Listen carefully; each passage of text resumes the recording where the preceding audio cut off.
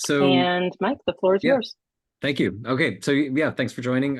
Really, this is a very informal kind of thing, but our idea was that ICUS is coming up, and we're about to release the results of ManyBabies 2 through 4. Very exciting.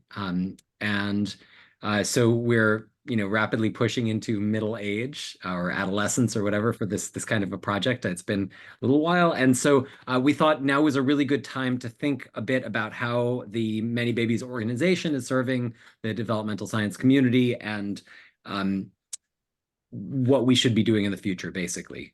Is it more of the same? Is it different kinds of activities? Is it more methodological projects? And also, how do we make sure that we're kind of serving the goals of the whole community um, in terms of representativeness? So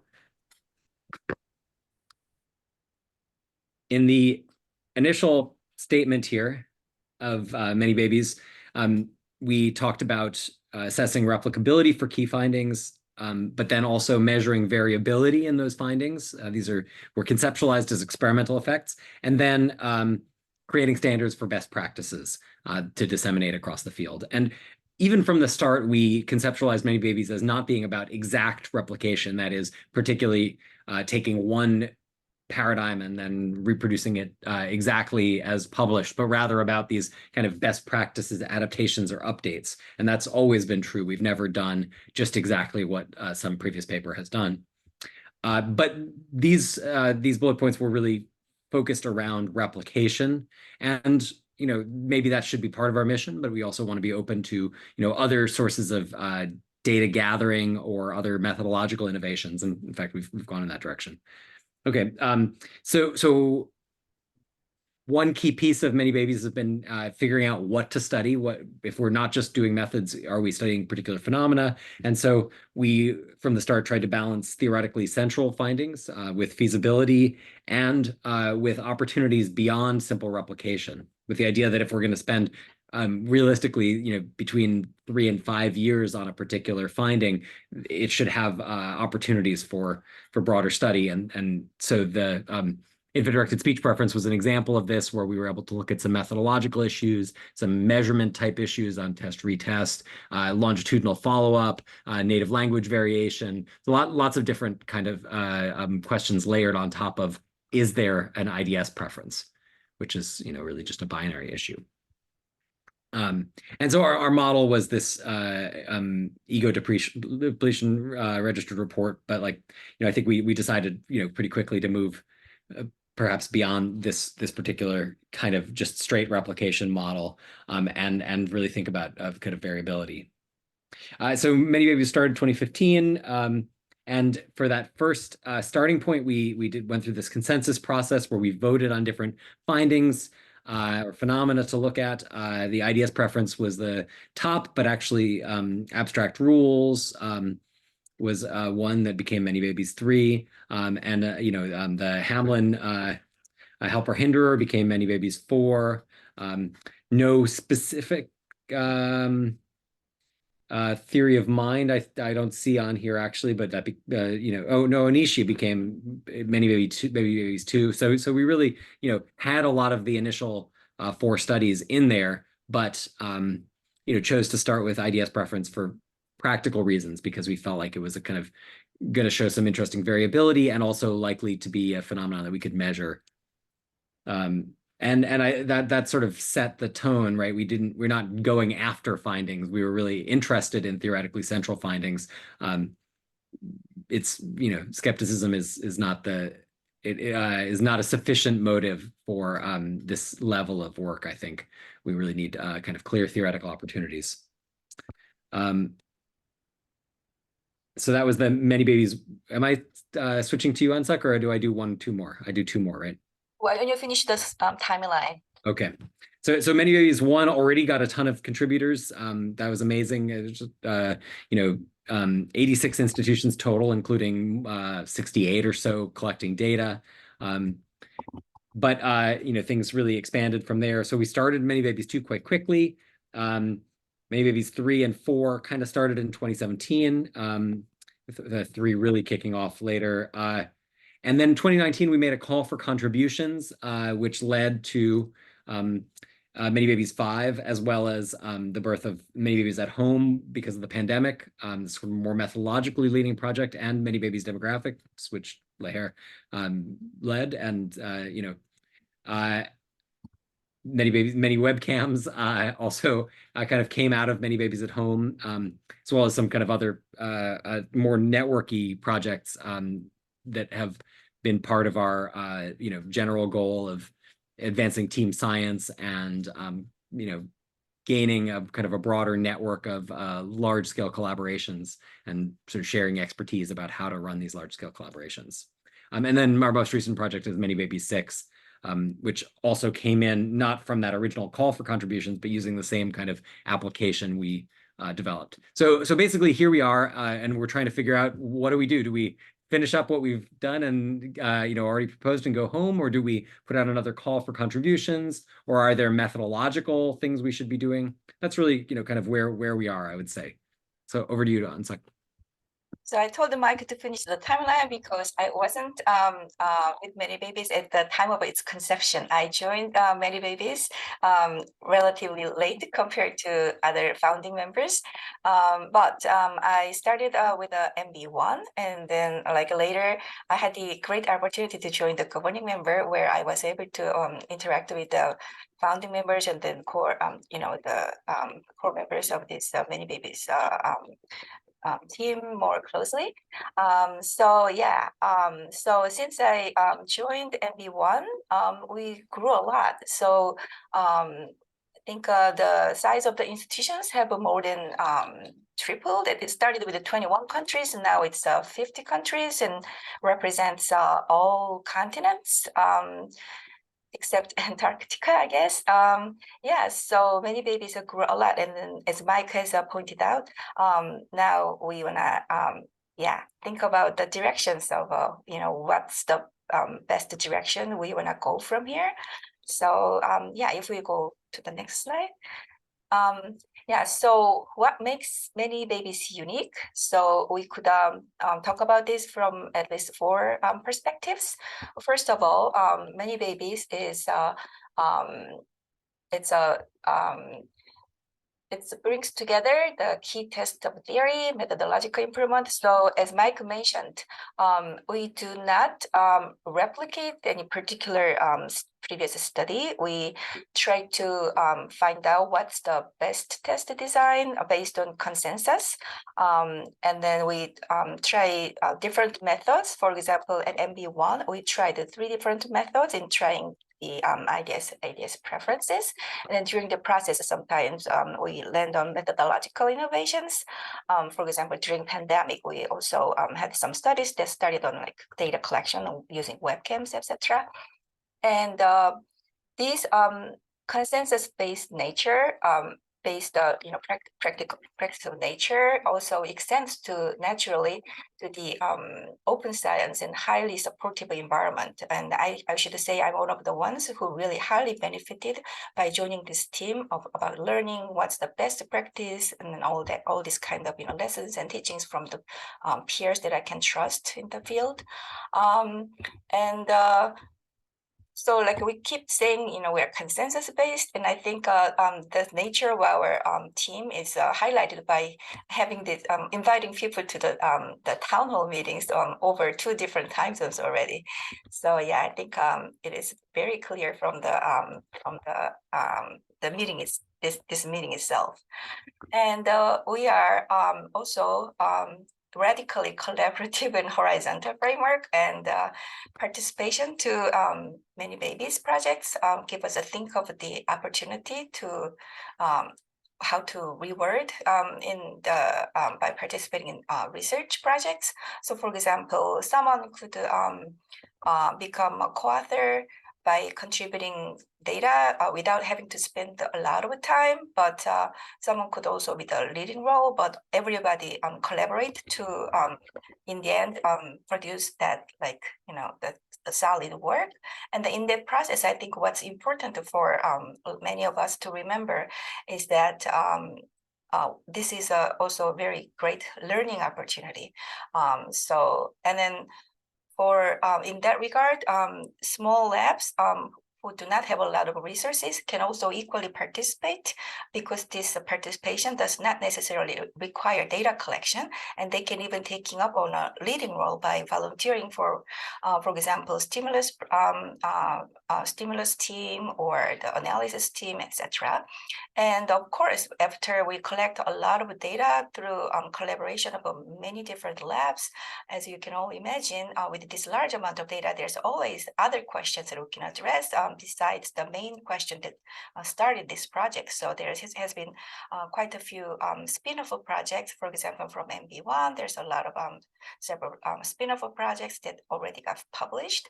And that way, we can make use of this large set of data, and then we try to facilitate this sort of spin-off projects by making the data to be available and openly accessible by anyone interested in this sort of exploring this data further.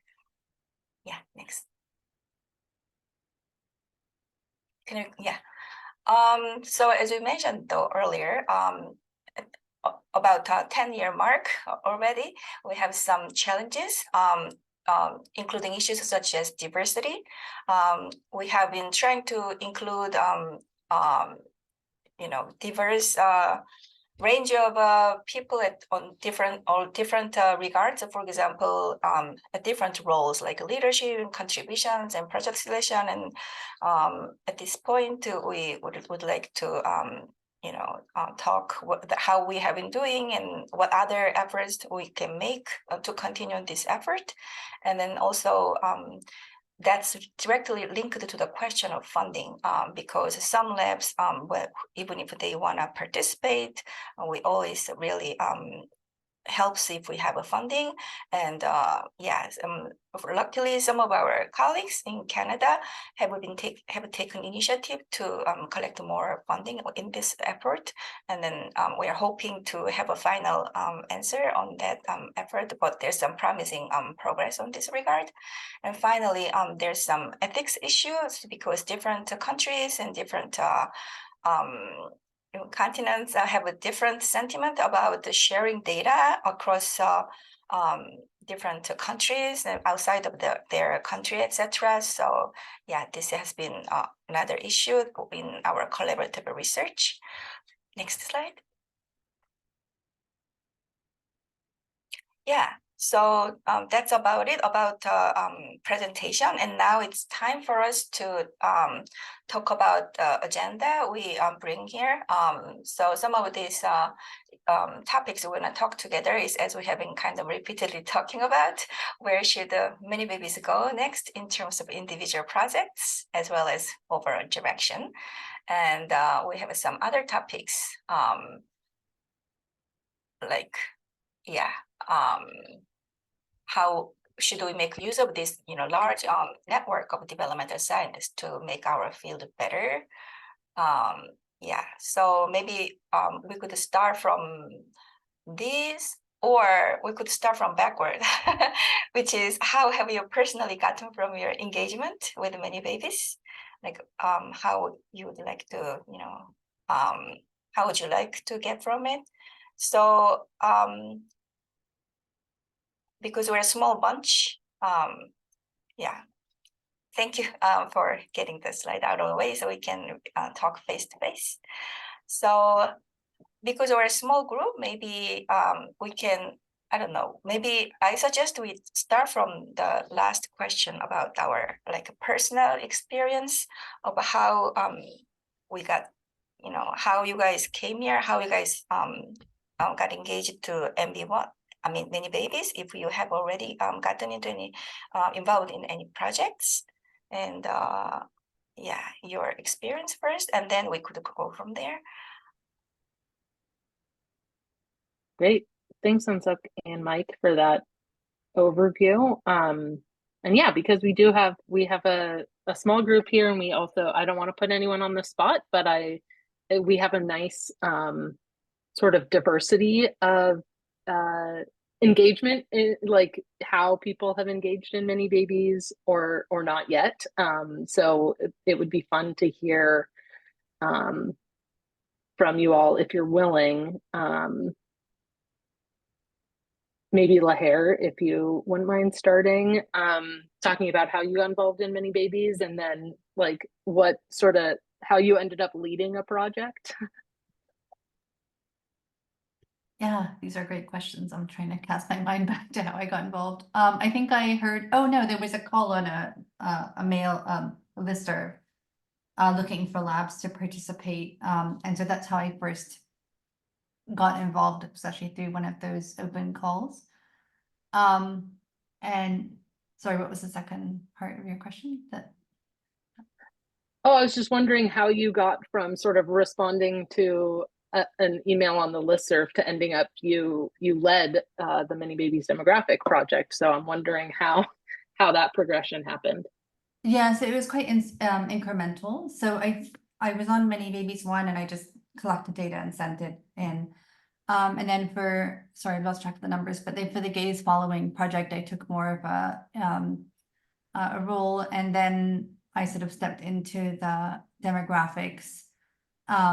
So it was kind of increasing levels of involvement. But I did actually have I don't know if you're open to listening to a couple of ideas about Yes, sort of please. direction. So I've gotten a lot out of ManyBabies on so many fronts. I wouldn't have time to say all of the ways in which I feel like my own thinking and my research has benefited, and my experience from being in ManyBabies. So I actually had two ideas. One was sort of empirical and the other was more meta science. So for empirical, I can absolutely see why the topics that were chosen for the projects, were chosen. But I guess I'm wondering if we can think through a more diversified lens about replication targets. And I understand the point about consensus, but to some extent that sort of represents who's there voting. And so I wonder if we can think about findings that have been sort of found from other parts of the world that are underrepresented, but that have had major impact.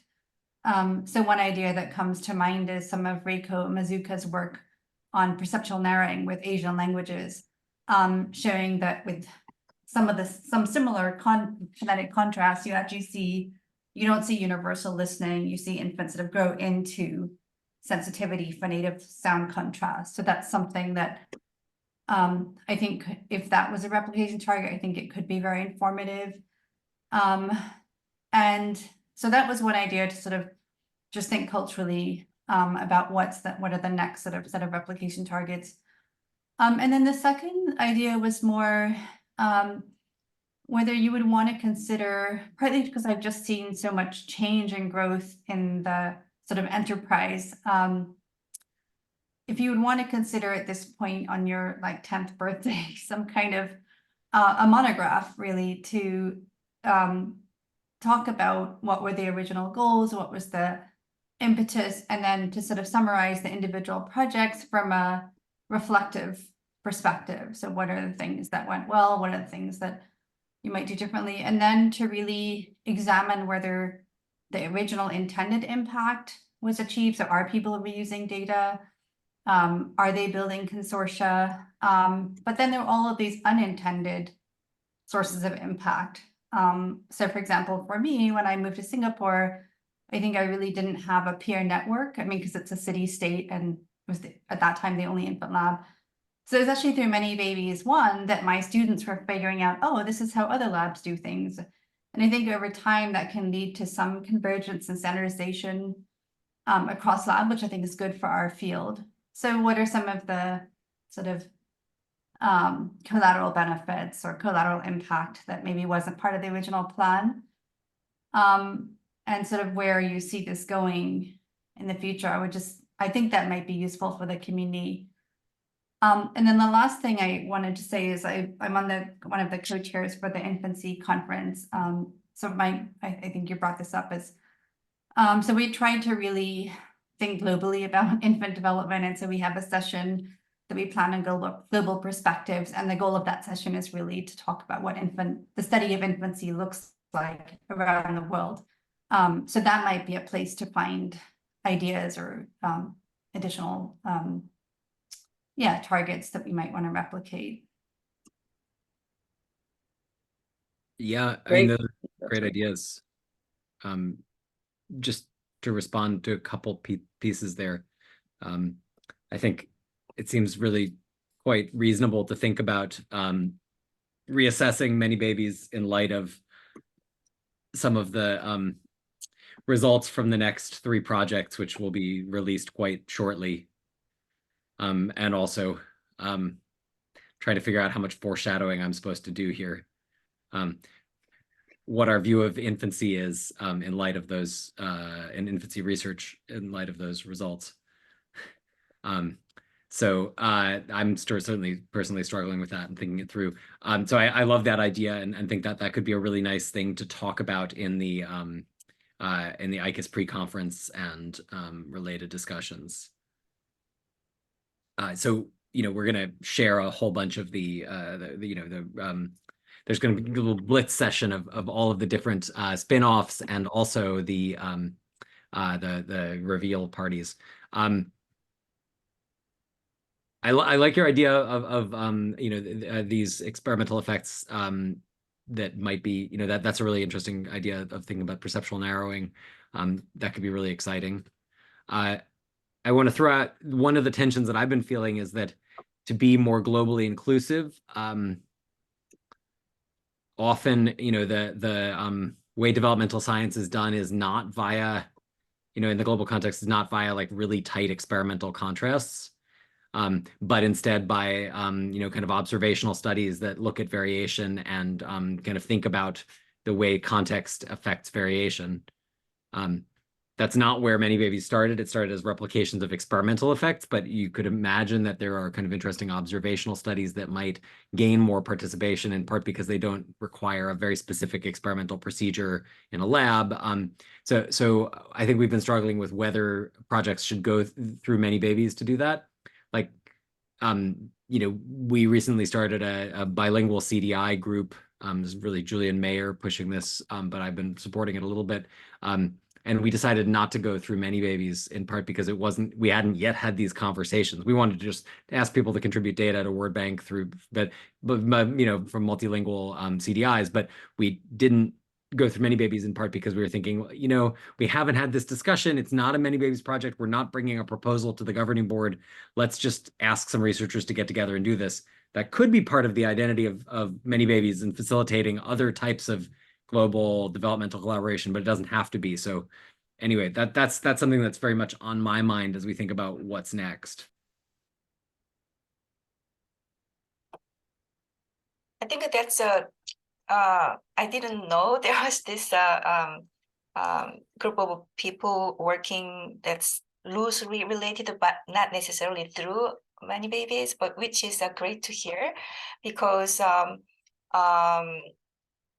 my impression by participating in several projects over the past years is that to be a leader of a project through ManyBabies takes a lot of like time, and I mean we are consensus based and all that, but like I really have great admiration for the project leaders because it really requires persistence for really a lot of time for brainstorming and including all the feedback and then like doing multiple iterations of the process and stuff. So I think that is the part that I wasn't very clearly aware, but a potential to go direction, because we meet a lot of peers while participating in a particular MB projects, but then there's always this opportunity or possibility to form this smaller, more loosely related, but not necessarily following the paradigm that we have been adopting. So yeah, it's kind of revealing. Yeah, good. The question is how to, if there is, if we need to necessarily facilitate this sort of activities, or if so, if there is any necessity to sort of implement even this sort of channel to facilitate such endeavors. Yeah, all great points and worthy of some consideration and discussion. Yeah, thank you for raising all of that. Emma, do you mind? Yeah, Yeah, please go ahead. So I did my degree in Australia. I was born and grew up here, but I did my PhD in the UK, and a lot more developmental researchers there. Came back to Australia. Yeah, just not a lot of developmental researchers here, so felt a bit kind of isolated in that way. And then I heard about ManyBabies on Twitter in 2017. And I thought, oh, I wish I could be part of that. Lucky them, all these people in the Northern Hemisphere get to do these things. I didn't realize it was open to everyone. And then it wasn't until I moved to University of Newcastle in 2019, I think it was 2020, that someone told me about it, because she was involved in ManyBabies 1 and said, oh no, anyone can sign up. So I didn't actually understand that. And then I got invited to be part of demographics. I still didn't quite understand. So that kind of fizzled out. And then I signed up for MB4, still didn't quite understand what that involved, left it, and then got another email from Kelsey saying, you said you were going to sign up for this, what's happening? And then I finally understood what was involved and have signed up for Theory of Mind and Rule Learning as well. So yeah, and I think it's fantastic. It's been a really good experience. And what's interesting is how particular we have to be with the lab procedures and protocols. And I thought I was particular and thought maybe I was a little bit uptight and maybe needed to relax a little bit. But it was really interesting to see that how much more particular we had to be for these projects. And it sort of made me feel better about the practices that I had. And I think it's really good to sort of have that as a model for people. And then the other comment I wanted to make was about ethics. Ethics were a little bit funny about the videos, definitely. So they've asked me that I just wanted to get ethics through. So I just agreed with anything they said. I didn't question them. And they said that they want the videos destroyed 2 months after publication. I don't know if I can go back and question that now, but yeah, I just said yes, anything, whatever I need to do to proceed. So yeah, they're my experiences. But yeah, I think it's a fantastic project. I'm really glad to be part of it. That's great. That's so nice to hear that, this helped give you a little bit of community, and we really appreciate your efforts to collect data for a couple of projects. That's outstanding. And yeah, ethics and, the video sharing in particular, and is a complicated issue with lots of, differences geographically about how comfortable both like review boards and ethics boards are with allowing that to happen, as well as how comfortable parents are with that. And so yeah, we're kind of in a mode now where it's like, okay, we'll work with labs with whatever, it's okay if you can't retain your videos forever. The fact that you were able to code the data and contribute that is great. Yeah, so thank you. It's a really great story. Now, not to put you on the spot, I won't even, we have a student here who, are you willing to Yeah, of course. chime in, Emily, about like, Yeah, just how you found yourself in this meeting and anything you'd like sure. to share?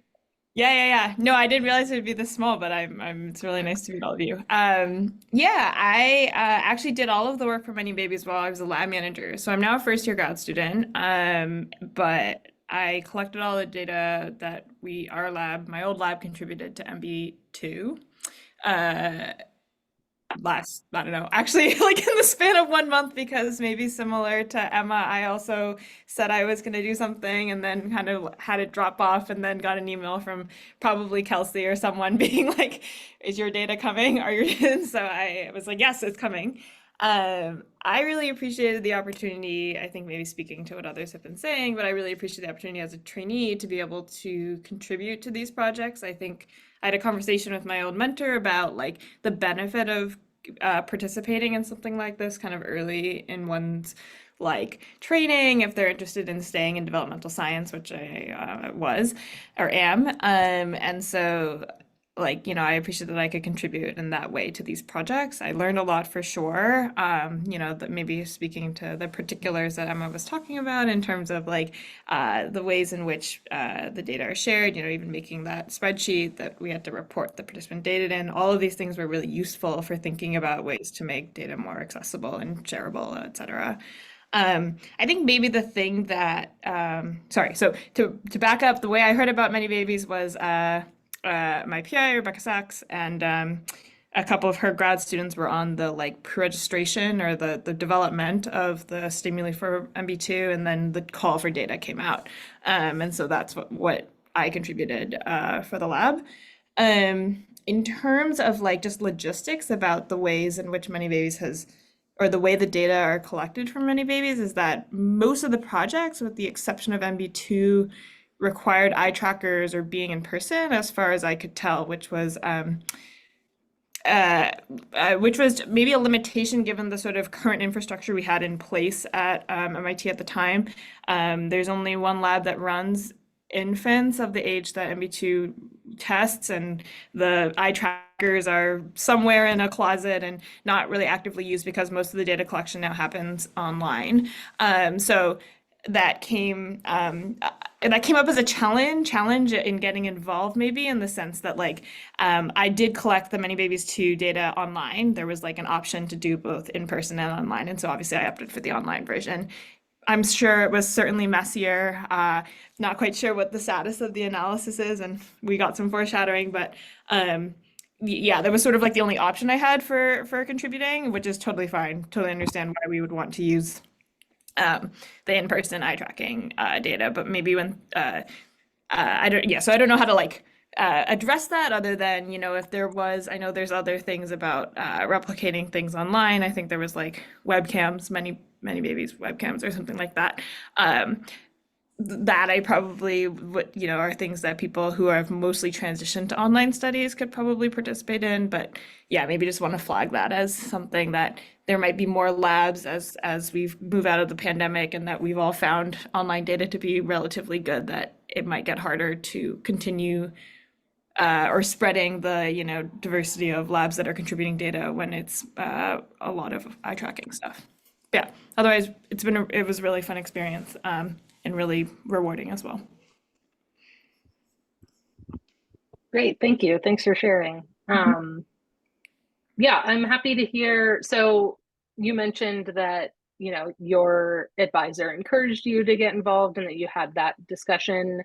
I'd be curious to hear from the other faculty members if they're willing to weigh in about, their thoughts on, if they're advising their students to get involved, what they think about the pros and cons of students getting involved in projects like this, and if they have any ideas of ways that we could sort of improve that incentive structure for students and early career researchers whose time is so valuable.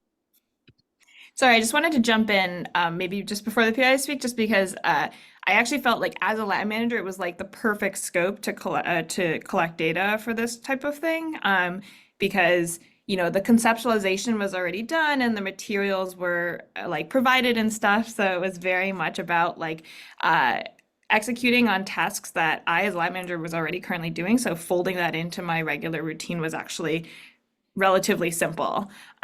So yeah, I mean, like if maybe the PIs on the call have lab managers that are like looking for ways to dip their toes in like larger research efforts, I feel like it was like an awesome opportunity for that level of research. I mean, of course, grad students are also great and whatever, but yeah, in particular, I think the sort of RAs and that level of trainees, this is a contributing data is an awesome place to start.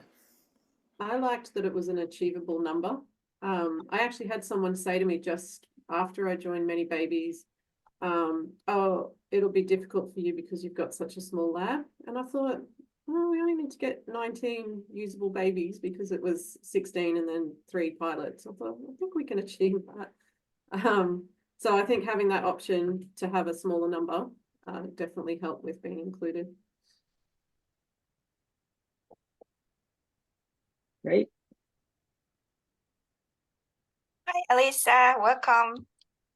So we're just sharing how we got involved personally with ManyBabies. I was wondering if you also wanted to share your experience. Hi, yeah. I worked with Emma. I was her research assistant, so that's how I got involved. I really enjoyed it. I've been in a few of the ManyBaby projects now with Emma, and I also definitely agree that having the smaller number really helped. It felt a lot more achievable. Great. Yeah, that's awesome. All right. Let's see. So we have those discussion topics that Unsug introduced on that slide. I've put them in the that note stock that I've shared with everybody. So we can certainly, we can keep talking about people's personal experiences with their participation, but we can move on to a different topic as well.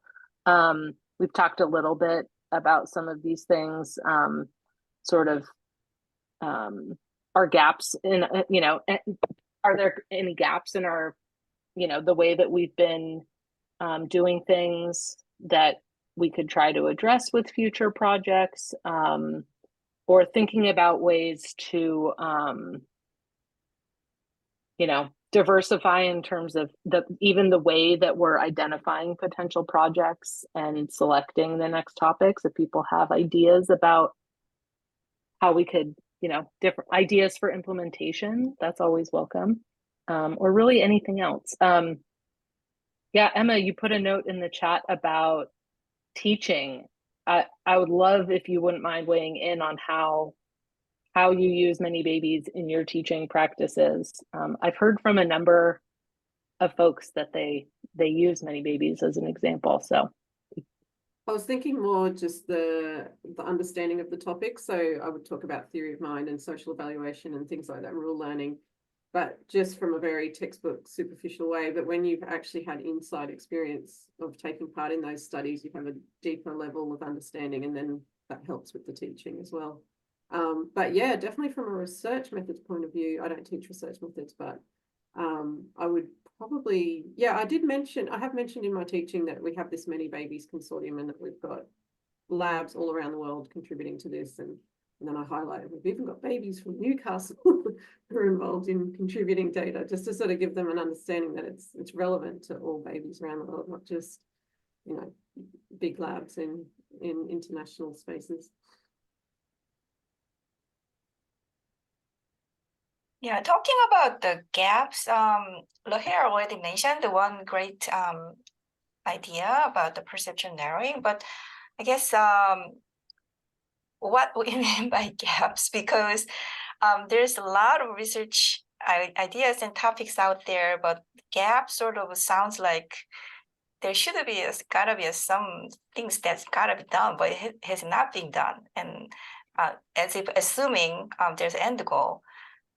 Because otherwise, we all are involved in very diverse range of researches, and then with this great and diverse network of researchers that we can connect to through ManyBabies. I think there's a ton of projects that can be done. So I'm a little unclear about what we imply by using this word gap, because personally, for example, I had this project about infants' preference for musical genre.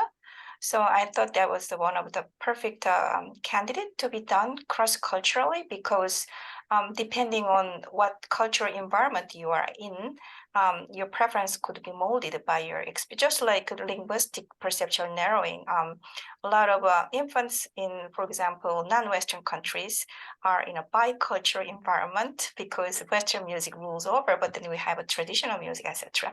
But I didn't dare think about proposing this as a ManyBabies project, because going back to the earlier discussion, it's kind of daunting to start a project through ManyBabies, because you don't know when you're going to be done with the project and all the things involved as a project leader.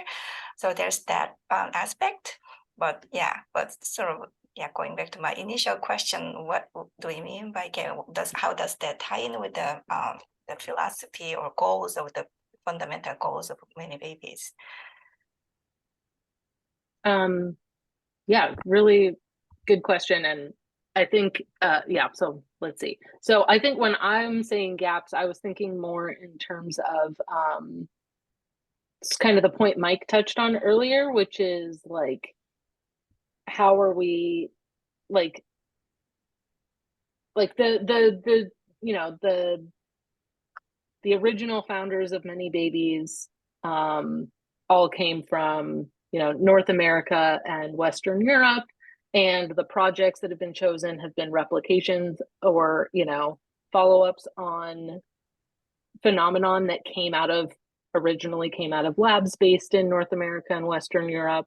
And, you know, there's certainly no end of interesting empirical topics that we could choose to run a multi-site replication of.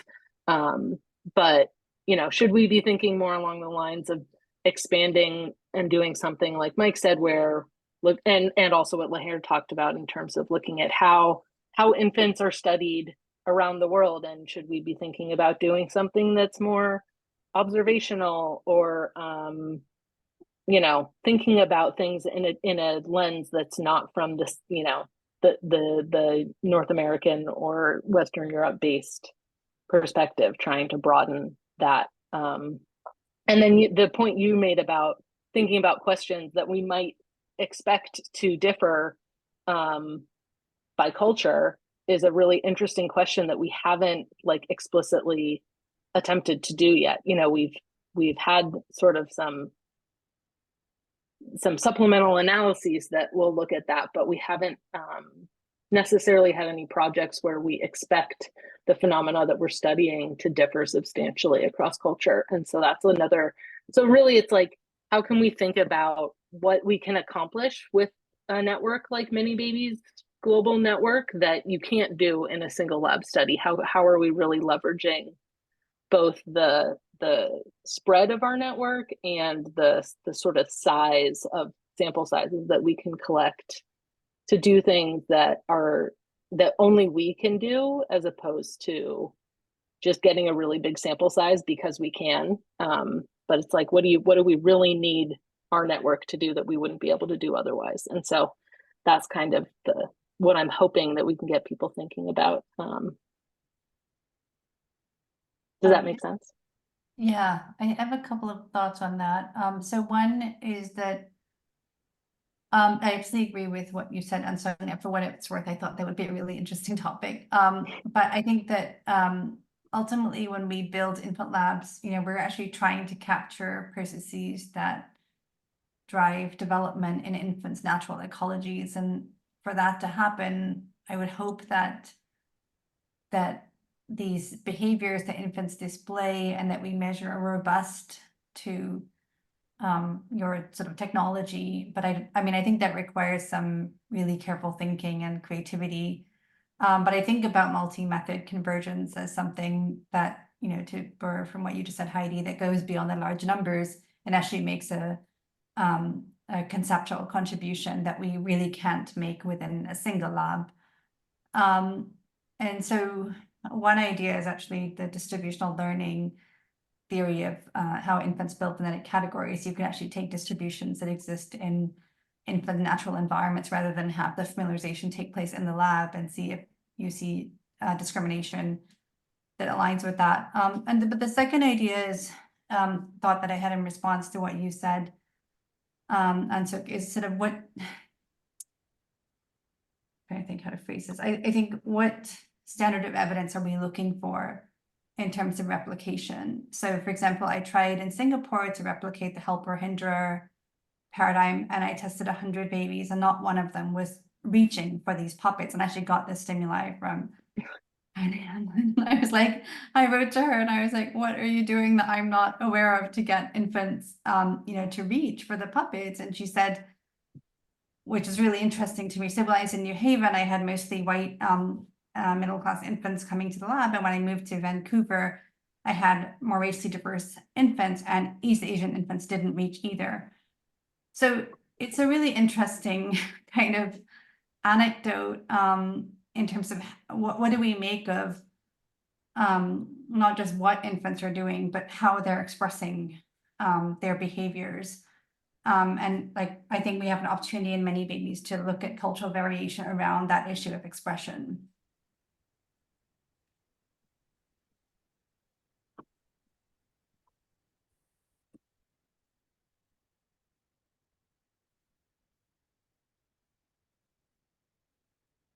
Yeah, well, thanks Thank for you. the Yeah. comments. So I think so far, like a lot of studies have been on like replication of the very prominent theory, and then I think there's the sentiment that maybe we could develop like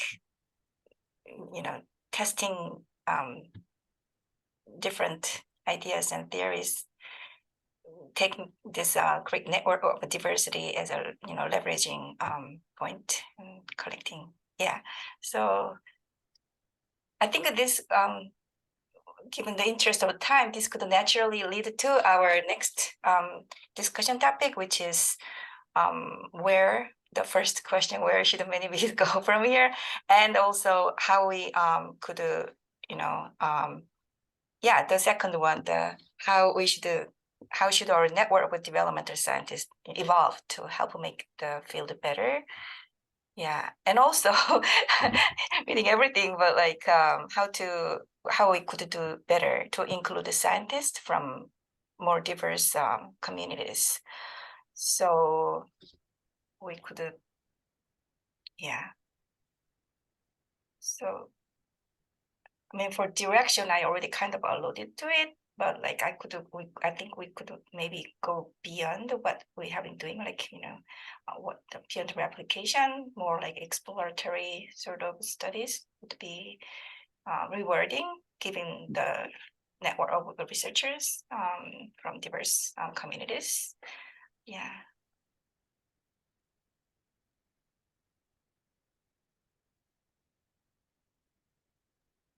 Yeah, I think the issue that you raised about inclusivity is really important. To be honest, I did struggle with that a little bit in the 2 projects I was involved in. I think we were lucky enough to have diverse teams, but I did notice dominance sort of take over from researchers from North America, and also researchers who had really well-established labs.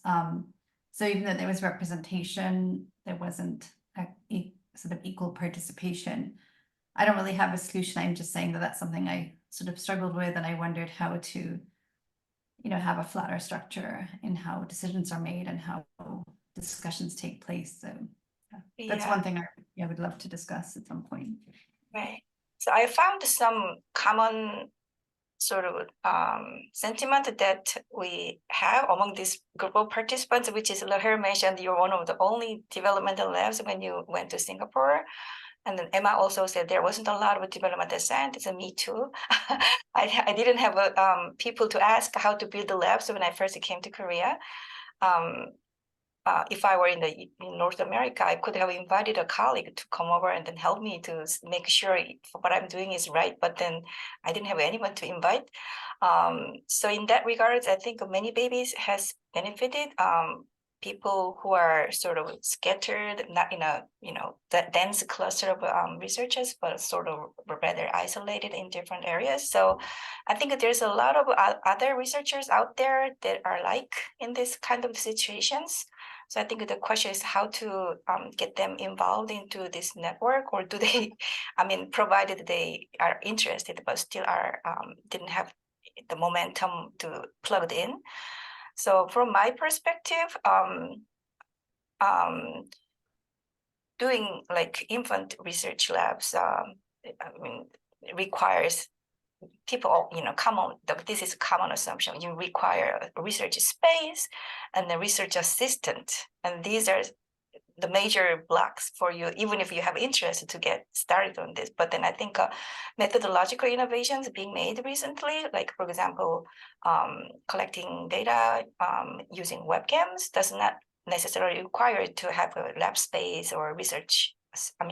Research assistant would be nice, but still it's a lot less cumbersome than having someone visit the lab. So and then the thing is, how do we reach out to these people? So I had this bold and wild idea, which is it should be done by people who are in the community. So like, for example, I'm in Korea, so I have to be the one who are the evangelist. It's not like Michael can come over to Korea, the people we are doing. But certainly the presence of the network, I mean, the people like, colleagues and ManyBabies will be helpful. So what I was thinking was, there's this, academic communities in any countries. They are potentially interested in this. For example, Association of Psychologists, Association of Linguists. Maybe we could ask the organizers of their national assembly or annual workshop or conference to dedicate a session for us. And then we could do a brief presentation of research plus methodologies, and then sort of do an open invitation, because the invitation should reach them, but I don't know if they are reached. So we could be bold, somewhat bold, and then go one step further. And then in that session, I mean, if people say, oh, there's this speaker from a well-known university, highly respected university like Mike, they would be interested. Okay, let's see what we have learn things to learn from this guy. And then as a local facilitator, we could share in that particular culture how I was able to manage it to do this kind of research. So yeah, there was something that occurred to me.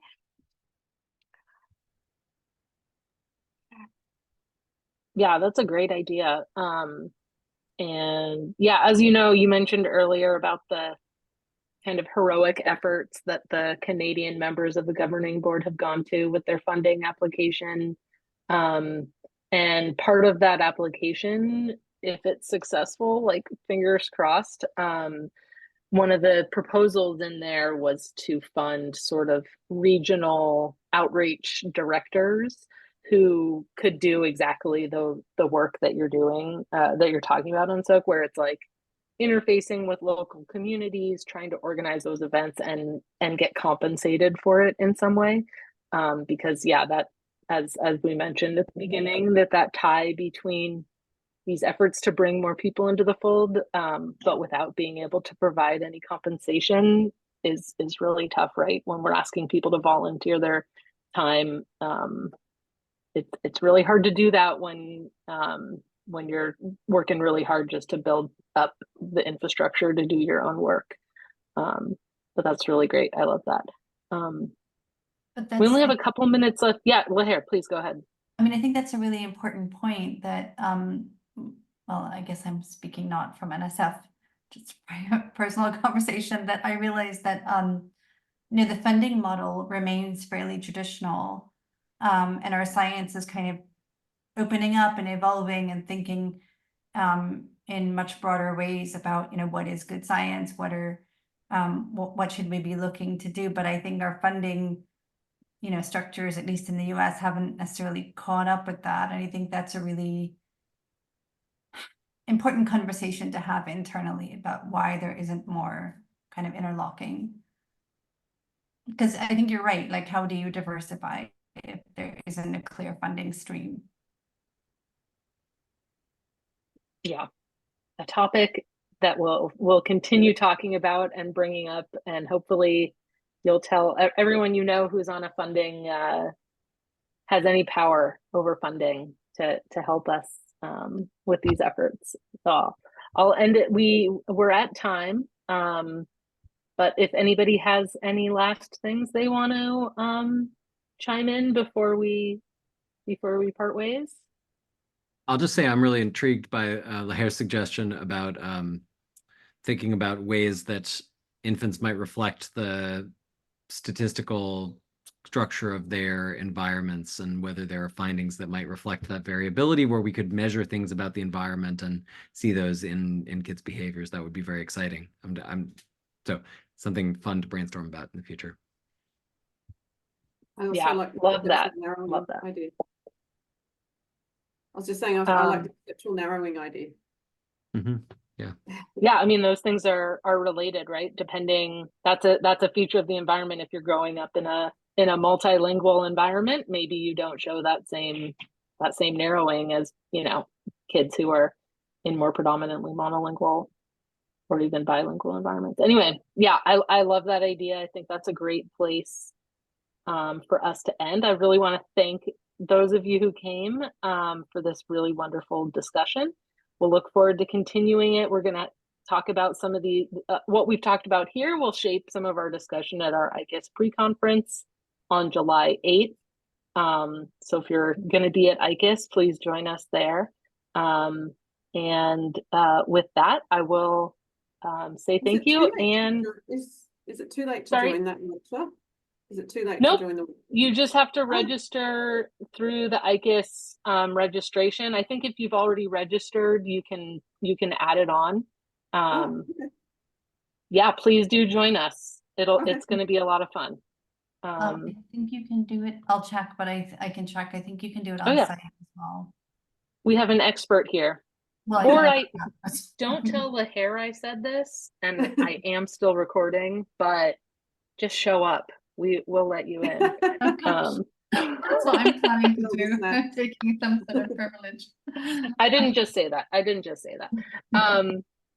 All right. Thanks, everyone. Okay. And Thanks see very you at a much. ManyBabies event soon. Thanks a lot. Bye.